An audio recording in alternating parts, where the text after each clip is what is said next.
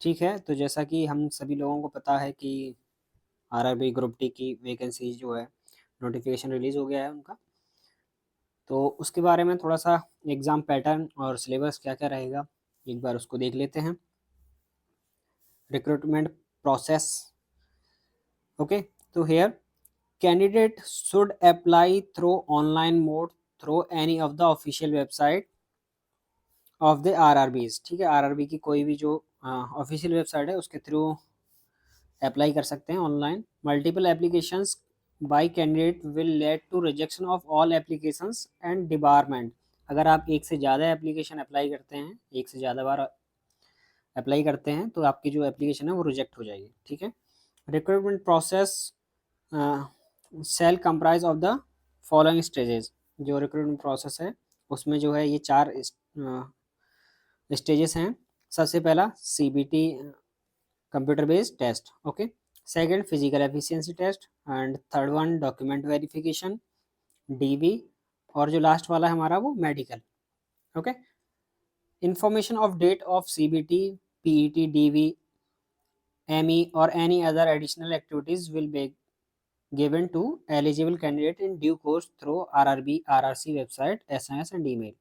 तो जो भी ये एग्ज़ाम रहेगा सीबीटी वाला या पीईटी वाला या फिर डॉक्यूमेंट वेरिफिकेशन के लिए या फिर मेडिकल के लिए, इन सब के लिए जो भी एलिजिबल कैंडिडेट हैं उनको आरआरबी की वेबसाइट पे नोटिफिकेशन मिल जाएगा या फिर उनको एसएमएस या ईमेल आ जाएगा, उसके थ्रू आपको पता चल जाएगा। Request for postponement of any of the stage or for change of venue, date and shift will be entertained under any circumstances। Okay, तो जो भी वो है आप पोस्टपोन कराना चाह रहे हैं, कोई भी रिक्वेस्ट अगर डालता है कि इसको एग्ज़ाम को पोस्टपोन कर दीजिए ऐसा कुछ, तो ये जो है आपको नहीं मिलेगा। ठीक है, आप इसको पोस्टपोन नहीं करा सकते। ओके, तो यहाँ पे next one computer based test जो है सीबीटी मोड जो है उसमें क्या क्या रहेगा उसको एक बार देख लेते हैं।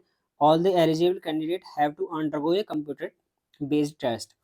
तो जो भी लोग एप्लीकेशन फॉर्म भरेंगे उन सभी को एक कंप्यूटर बेस्ड टेस्ट देना पड़ेगा। ठीक है, जैसे पहले ऑफलाइन होता था वैसे ही अब कंप्यूटर पे होगा, ऑनलाइन मोड में रहेगा। इस बार ऑफलाइन नहीं है, ऑनलाइन है। ठीक है, आपको जो एडमिट कार्ड है वो मिल ही जाएगा आरआरबी आरआरसी की जो वेबसाइट है उन पे, या फिर ईमेल आईडी पे भी आपको मिल जाएगा। आपकी ईमेल आईडी के थ्रू आपको इन्फॉर्म कर दिया जाएगा। ओके, यहाँ पे जो है एग्ज़ाम टाइम कितना है, 90 मिनट का टाइम दिया गया है। Number of questions each of 1 mark form. जो सभी क्वेश्चन हैं वो 1 नंबर के हैं। ठीक है, जनरल साइंस जो विज्ञान है वो 25 क्वेश्चन आएंगे। ठीक है, मैथमेटिक्स से भी 25 क्वेश्चन आएंगे। जनरल इंटेलिजेंस एंड रीजनिंग से भी 30 क्वेश्चन आएंगे, रीजनिंग वाले पार्ट से। और जीके जीएस से कितने क्वेश्चन आएंगे, 20 क्वेश्चन आएंगे। टोटल क्वेश्चन रहेंगे हमारे 100। ओके, और 100 मार्क्स का ही रहेगा क्योंकि यहाँ पे लिख रखा है साफ साफ ईच ऑफ 1 मार्क। जो भी क्वेश्चन है एक क्वेश्चन 1 मार्क का होगा। टाइम कितना है, 1.5 घंटा। ठीक है, 90 मिनट। पीडब्ल्यूडी जो कैंडिडेट हैं उनके लिए 120 मिनट दिए जाएंगे, 2 घंटे। ठीक है, वो अलग रहेगा उनका लिए। नेगेटिव मार्किंग रहेगी, there will be negative marking and 1/3 shall be deducted from for each wrong answer. कितने नेगेटिव मार्किंग है, 1/3 की। Okay, minimum percentage of marks for short listing in various communities. UR के लिए, अनरिजर्व के लिए 40, EWS के लिए 40, ओबीसी नॉन क्रीमी लेयर के लिए 30%, SC ST के लिए 30%। ये क्या है एक बार समझ लो कि आपकी जो कॉपी वगैरह हैं, okay, minimum percentage of marks for short listing in various community, कम से कम आपका 40% यूआर में ईडब्ल्यूएस में होना चाहिए। ओबीसी नॉन क्रीमी लेयर मतलब जिनकी आय जो है एक पर्टिकुलर अमाउंट से कम है। ठीक है, वो नॉन क्रीमी लेयर में आते हैं, या फिर जिनकी गवर्नमेंट जॉब नहीं है, जिनके घर में से उनके पेरेंट्स की किसी की, वो नॉन क्रीमी लेयर में आते हैं। ठीक है, SC ST के लिए, इनके लिए भी 30% मिनिमम मार्क्स लाने ही पड़ेंगे आपको। ठीक है, these percentage of marks for eligibility may be relaxed by 2 marks for PWD candidate. Okay, PWD candidate के लिए क्या है, 2 नंबर कम है, जो भी रहेगा 100 का 30% सीधा सा 30 नंबर हो गए। ओके, और 2 नंबर कम हो जाएंगे तो उनके लिए पीडब्ल्यूडी वालों के लिए 28 नंबर उनको लाने ही होंगे हर हालात में। ओके, और तो खैर कुछ नहीं। Question type and syllabus, syllabus देख लेते हैं क्या है। यहाँ पे मैथमेटिक्स का जो सिलेबस रखा है, number system, BODMAS rule, decimal, fraction, ठीक है, दशमलव और भिन्न वगैरह, और एलसीएम, एचसीएफ, रेशियो, अनुपात एंड प्रोपोर्शन, परसेंटेज, प्रतिशत, मेंसुरेशन, ज्यामिति,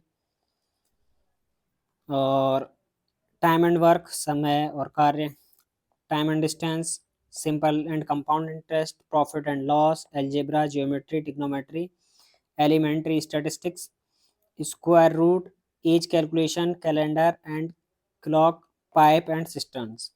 तो ये सभी मैथमेटिक्स के टॉपिक हैं। General intelligence and reasoning, reasoning वाले पार्ट में देखिए क्या क्या रहेगा।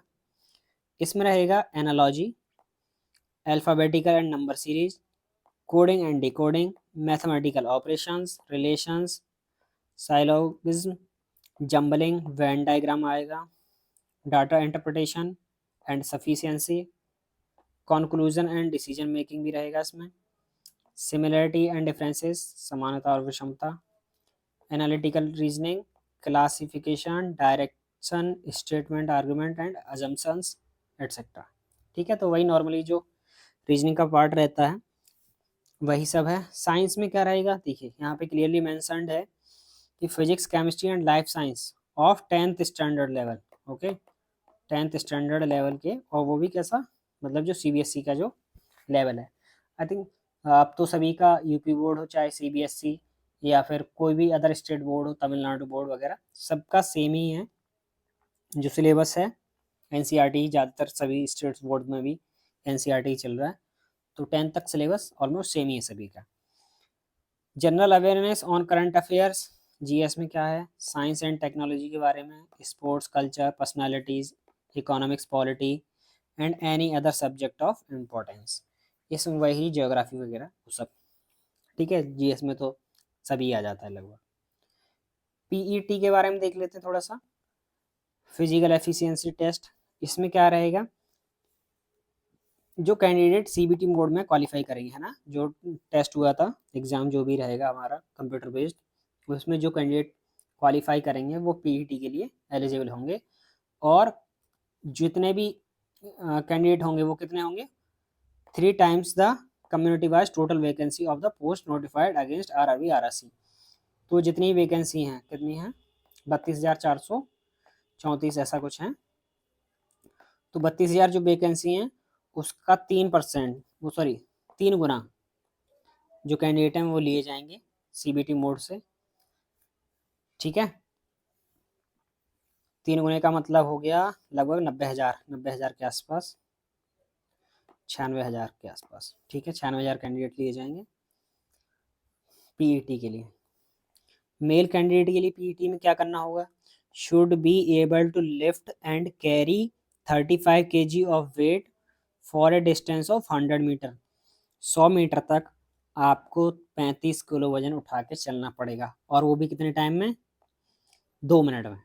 ठीक है, और आपको केवल एक ही चांस दिया जाएगा, ऐसा नहीं है कि आप पहली बार में फेल हो गए, जैसे कि 3 मतलब टाइम आपको ज़्यादा लग गया 100 मीटर का 35 किलो ले जाने में, 3-4 मिनट लग गए, तो आप कहें कि नहीं एक चांस और मिले, तो ऐसा कुछ नहीं होगा। अगर आप पहली बार में फेल तो fail, without putting the weight down, और आपको वजन जो है नीचे भी नहीं रखना है। ठीक है, कि जैसे आपने क्या किया कि 1 मिनट तक आप 35 किलो का उठा के चल पाए, फिर उसको दोबारा से रख दिया, थोड़ी देर रेस्ट कर लेना, फिर उसको उठा के चल देंगे, ऐसा कुछ नहीं होगा।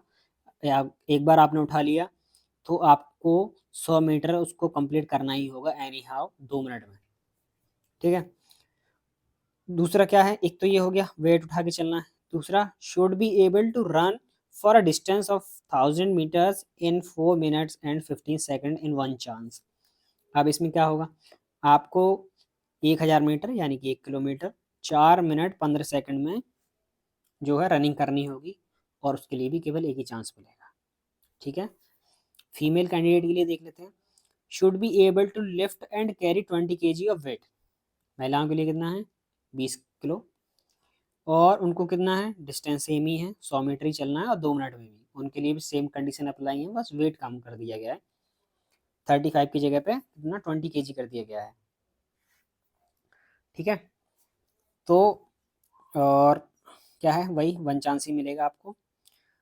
दूसरा क्या करना होगा, should be able to run for a distance of 1000 meters in 5 minute and 40 seconds in 1 chance. ठीक है, यहाँ पे महिलाओं को, जो फीमेल कैंडिडेट हैं, उनको 1000 मीटर चलना है, मतलब रनिंग करनी है 1000 मीटर की, वो भी कितने टाइम में, 5 मिनट 40 सेकेंड में इसको कंप्लीट करना है। और एक ही बार में, ऐसा नहीं थोड़ी देर रेस्ट कर लिया फिर दौड़ मार ली, ऐसा कुछ नहीं। ठीक है, चलिए फिर ये थोड़े, बस और तो कुछ नहीं, पीईटी है। फिर अगर आप पीईटी क्वालिफाई करते हैं, देन डीवी और देन आपका मेडिकल। ओके, तो इस तरीके से ये था मतलब एग्जाम पैटर्न्स और सिलेबस, रिक्रूटमेंट प्रोसेस जो रेलवे ग्रुप डी का। ठीक है।